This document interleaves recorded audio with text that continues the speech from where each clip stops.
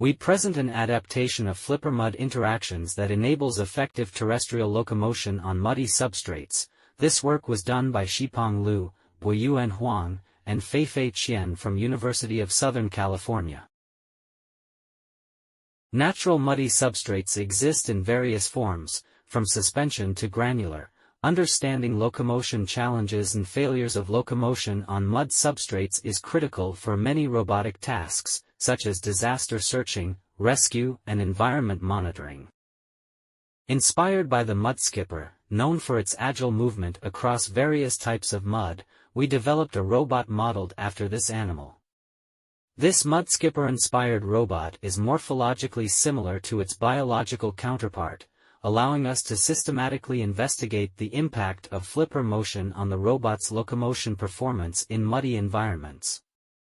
To investigate how flipper movement influences robot speed in mud, we keep the robot gait parameters constant and run the robot across the mud with systematically varied water content.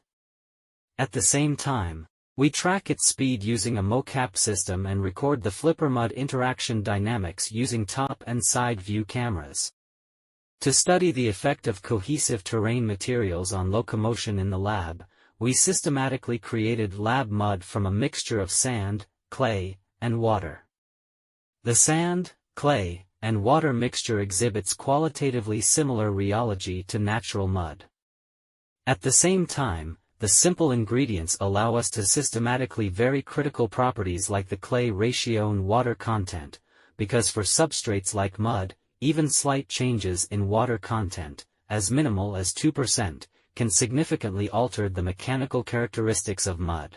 We aim to understand how these variations influence mud's mechanical behaviors. The robot achieved the largest speed on mud with a water content of 25% to 26%. However, its speed decreased on mud with higher or lower water content. At high water content, it was observed that the robot flippers exhibited a considerable slippage during the sweeping phase and disturbed a large region of mud materials backward, resulting in a reduced robot forward displacement over a step. To understand the reason for the failure, we systematically measure the yield force that the mud mixture can sustain using a linear actuator. The mud yield force measured from low to high mud water content is shown here as blue to yellow curves.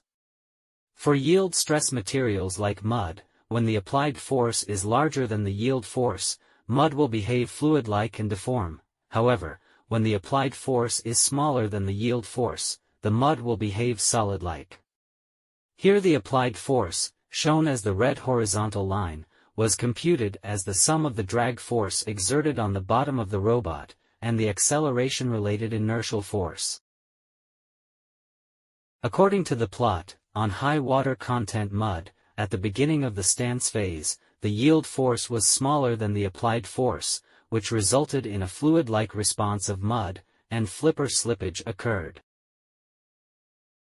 Once the yield force from the mud was sufficient to overcome the drag and inertial force, the mud began to behave solid-like, and the flippers were able to propel the body forward over this solidified mud.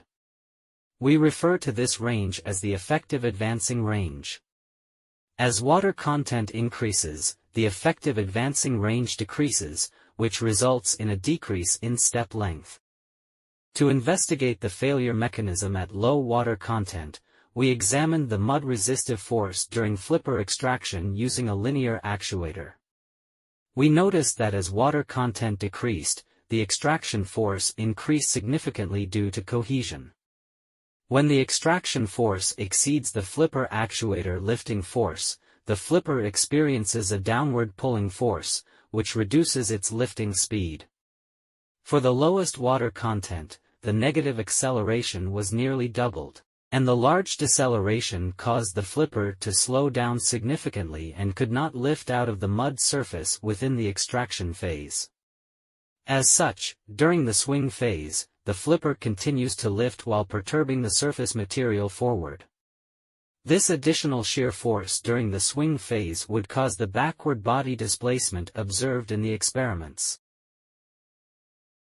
Our model suggested that the acceleration-related inertial force could be reduced at high water content by reducing the flipper sweeping speed, which reduces acceleration and therefore results in a smaller applied force.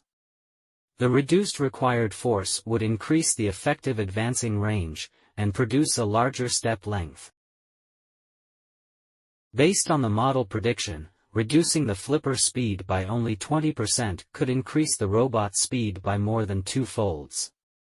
Similarly, at low water content, by slightly reducing the flipper adduction speed, the magnitude of the mud-resistive force can be lowered, reducing the flipper entrapment depth during the extraction phase and allowing the flipper to fully lift out of the mud surface during the extraction phase, mitigating the previously observed locomotion failure and improving the robot's speed by more than 3-folds. The success of the model-predicted adaptation strategies demonstrated that with a better understanding of mud rheology, robots could elicit desired responses from complex deformable substrates and improve their locomotion performance.